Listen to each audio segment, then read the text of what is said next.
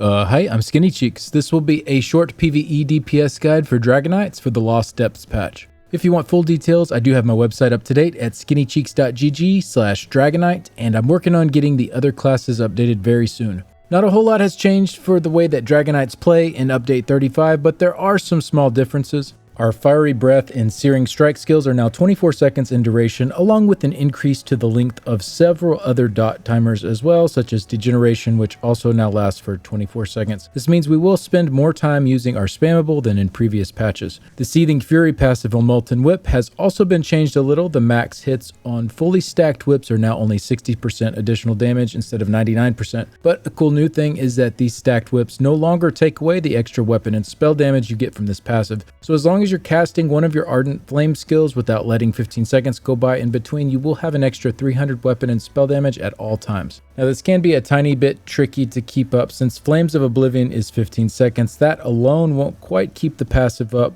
So the best way I found to handle this, and we'll go over it a bit in the rotation section, is just to overcast your Fiery Breath skill, either Noxious Breath or Engulfing Flames, whichever morph you have, and that can be used to keep it up perfectly. In my rotation, I'm just casting this skill every 15 seconds instead of 24 seconds. I found that to be the easiest way, but you could definitely do that a little more dynamically if you wanted to not overcast quite as much, but just enough to keep the passive up. All right, let's go over the gear. So I opted to go with the more traditional setup of a back bar arena set using the Maelstrom two-hander, and then I front barred Pillar of Nirn and ran Reliquin on the body. And then instead of a mythic and a one-piece slime crawl, I went for the two-piece Zaan. And so that ended up looking like this here. I found using Backstabber with Zaan was providing very similar results to using Master at Arms or Exploiter with the Kilt. So really you can go either way there. The extra burning that Zaan provides synergizes very well with the Dragonknight though, since their burning damage is increased by 50%. Plus setting up like that, there's no Kilt stacks to worry about maintaining, so that's always a plus. If you've been keeping up with the Lost Depths builds that are coming out, you've probably seen a lot of new combos. Most of them involve backbarring Pillar of Nirn or Whorl of the Depths or some other proc set that has a longer timer that's easy to manage. And this is mostly due to the Maelstrom two-hander getting heavily nerfed and only adding about 2k DPS now. And then the Maelstrom staff is currently bugged and not working while you're on your front bar. That should be fixed soon though. They said, I think September 5th on that one. But you definitely can run a setup like this here on the Dragonknight. The main issue I found is that with Pillar of Nirn backbarred, none of my skills were 10 seconds. They were all 15 seconds or longer, so I would have to go back and hit something early to keep it up, and therefore it wasn't really providing me the best results. I have seen others use it though, and it works out really well. I personally got really good results using Whorl of the Depths back bar and then Pillar of Nirn front bar, so the 18-second timer on Whorl of the Depths lines up perfectly with the Dragonknight's Eruption ability. Or if you have an ability with a nice upfront hit like Carve, you can go back to cast that to proc it on cooldown. But either way, both the traditional setup and the popular Lost Depths configurations seem to be providing pretty similar results.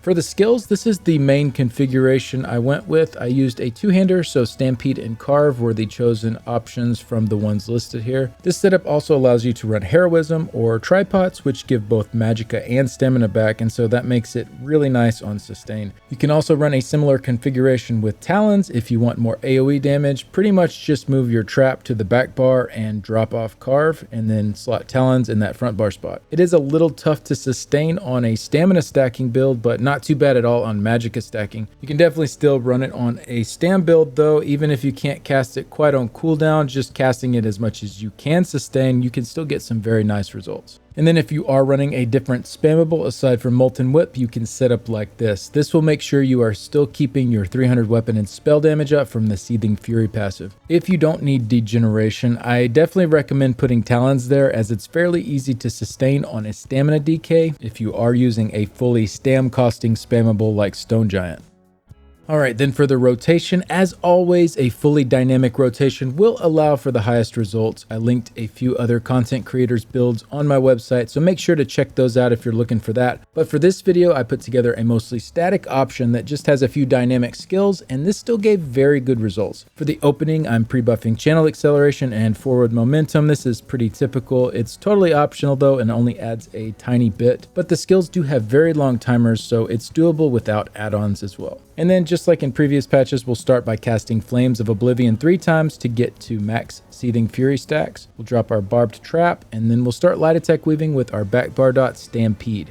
After that is Eruption, Carve, Engulfing, Venomous Claw, Degeneration, and then our ultimate. After that, we'll cast Molten Whip 6 times, and then we'll refresh our Carve if we're running a two-handed back bar. Otherwise, you'll just whip 7 times instead of 6 here. And yeah, the idea for the opening is the same with a bow or a staff back bar. You just replace Stampede and Carve with the skills that you're using. So like right here, I have Endless Hail and Poison Injection. And bow actually feels pretty decent too, only a few K DPS behind a two-handed back bar. So it's definitely a viable option. All right, back to the rotation. So after that initial opening, we'll move into the static portion of the rotation. We'll cast Flames of Oblivion and then Stampede or whatever other back bar dot we're running, then Eruption, and then your other back bar dots. So if this is Carve, if you're doing a two-handed back bar, you'll only have to cast it every other time you do the back bar rotation since it has a 32-second timer. So once it's stacked up to the full 3 stacks, you only need to cast it every other time you go back here. And then next is Engulfing, and like we mentioned earlier, I am casting this early. It's a 24-second skill, but it has a decent upfront hit to it, so it's not that bad to cast it early. So casting it every 15 seconds here just ensures that we always have our 300 weapon and spell damage from Seething Fury. And then after that, we just whip like a madman until our Flames of Oblivion is ready to be cast again, and then we just repeat this static portion of the rotation. I am keeping up Barbed Trap dynamically, though you could add it to the 15-second rotation portion if you wanted. It has a decent upfront hit and a very high chance to proc bleeding, so it isn't the worst thing in the world to recast early. And then Venomous Claw and Degeneration, I'm pairing together each cast since those are up for 24 seconds each. So those are just reapplied whenever they run out. And then of course our ultimate is used whenever that's ready, so just replace a whip cast with any of these skills as their duration expires. Overall, not too tough once you get the hang of it, and the same style works as well if you're using a different spammable like Stone Giant. Some of our skills are just on different bars, but the idea of the rotation is still the same. I will say try not to do more than 4 skills between Stone Giant casts if possible, so you don't let Stagger drop off. Not a huge deal if it happens every once in a while, but just try not to make a habit of letting it fall off too much. And then I did want to give one final note about using a proc set such as Whorl of the Depths on the back bar. I did briefly mention this earlier, but this will require a tiny bit more micromanagement if you want to keep up the proc on cooldown. One thing you can do is pair the proc with an ability that has the same timer. So with Whorl of the Depths, that has an 18-second cooldown, and so does Eruption. So that's one way you could handle that. Or what I opted to do in my parse was just to go back and trigger it with Carve each time that it was ready. Really, whichever way you're more comfortable with, just don't forget about it, or it could stay on cooldown for a really long time with your long back bar dots. But that's going to do it for this video. I'll just show the rotation in full and let it play out from here. As I mentioned earlier, all the details, including some other ways to set up, are on the website at skinnycheeks.gg. And if you hang out to the end of the parse, the setup that I used for that is shown there as well. Thanks a bunch for stopping by. If you haven't already subscribed to the channel, it definitely helps out a ton. It's free, and you can always change your mind later if you're no longer interested in the content.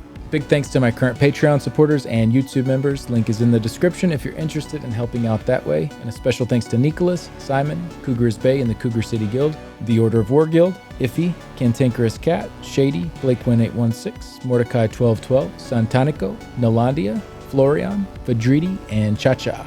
Thanks again for stopping by. I'll see y'all in the next one. Bye.